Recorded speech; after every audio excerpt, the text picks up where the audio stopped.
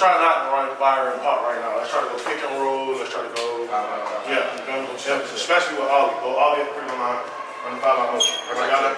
Yeah. So everybody up.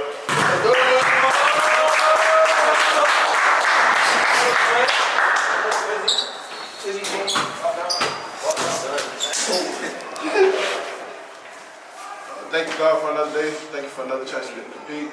Dear God, I'm praying for no injuries on both sides, and I'm praying that my God spread with energy and confidence in your name. In Jesus Christ's name we pray. Amen. Amen. Pray for Coach, God.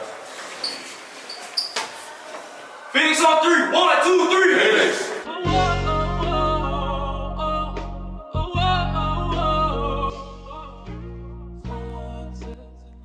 In the NBA playoffs, you can always look back on a team's schedule of who they played and pinpoint exactly where things went wrong.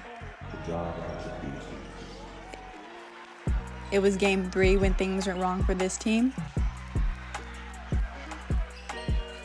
It was Game 6 when things went wrong for another. Or maybe they made it all the way to Game 7 and just didn't pull through. The Savannah High varsity game was the pinpoint game for us.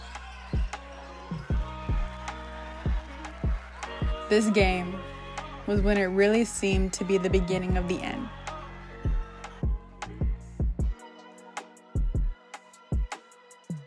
The junior varsity team won their final game this day, which made them undefeated this season with 19 straight wins. The younger guys had really gave everyone a great energy and a great mindset after their win.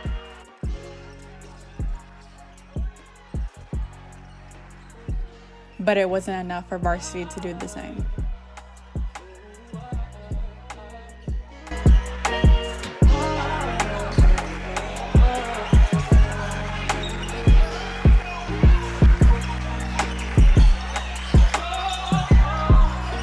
This was also the first game without Coach Williams.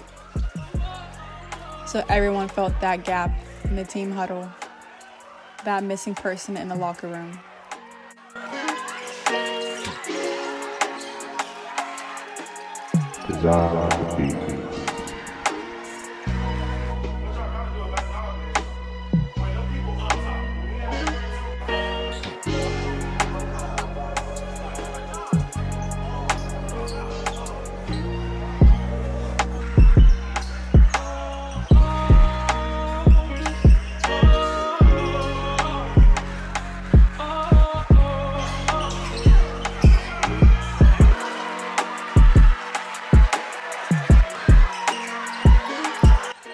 The team wanted to win this for Coach, but that didn't happen.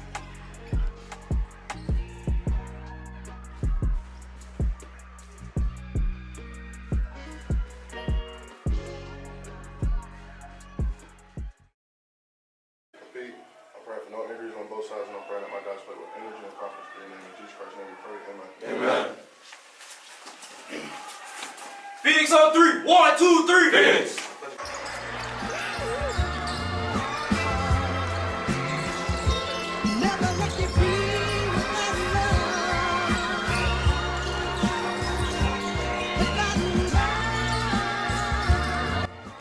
The game in Wayne County was a game that really had the varsity players in lock-in mode.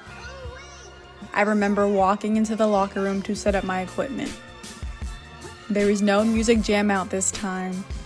There were no jokes or laughs. Some of them were pacing back and forth with their heads down. No headphone music even. Just bouncing the basketball or clutching their fist.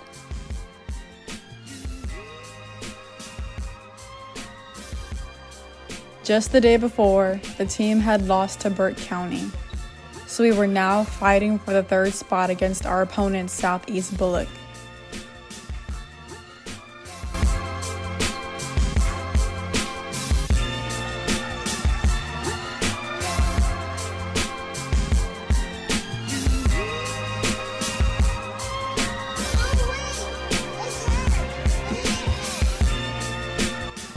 This was another game without head coach Williams.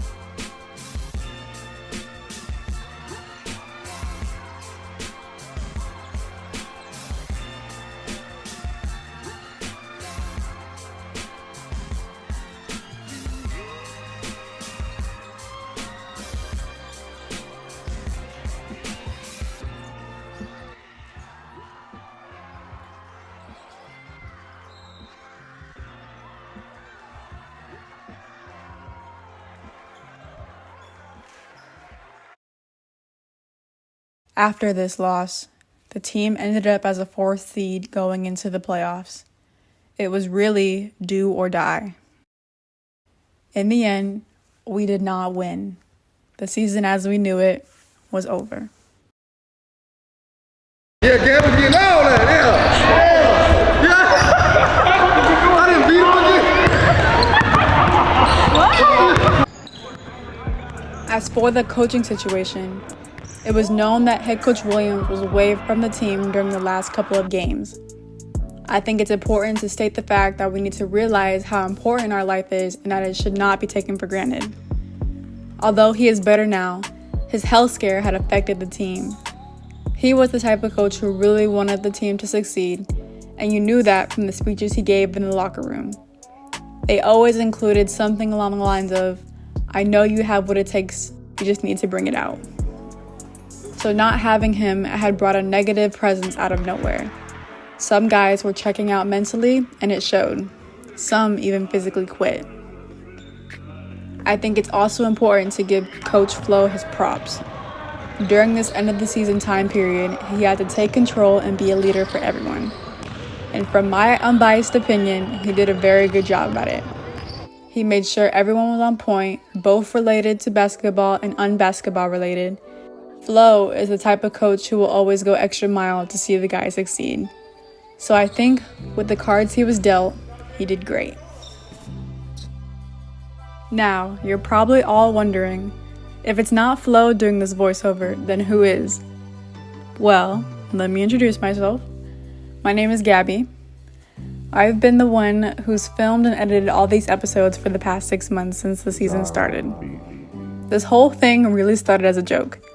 I had the idea of a documentary, but didn't think anyone would like the idea.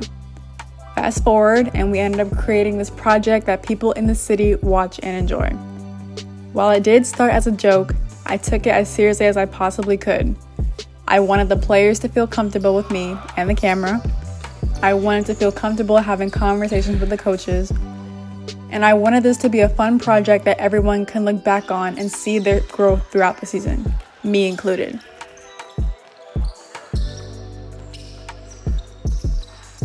I think the highlight of the season for me was sometime around January, after my birthday, was when the guys really got comfortable with me. They would text me just to have the most random conversations or give me song suggestions for the next episodes. Or when I had to miss a game and I would get non-stop, "Why aren't you here?" text. Overall, I adore every single one of them, and I wish them nothing but the best.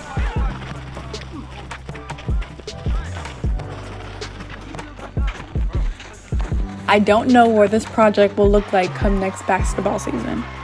I don't know if I will be the sole person filming and editing again, or if someone else will entirely.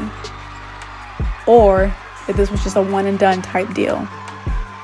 All I know is I appreciate the memories, I appreciate all the love that was given, and most of all, I am appreciative of the space I was given to do this type of work.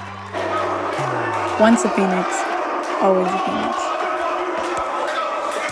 Phoenix on 3, 1, 2, 3. Phoenix. Phoenix on 3, 1, 2, 3. Phoenix. Phoenix on 3, 1, 2, 3. Phoenix. Phoenix on 3, 1, 2, 3. Phoenix. Oh, family to it. 1, 2, 3. Family.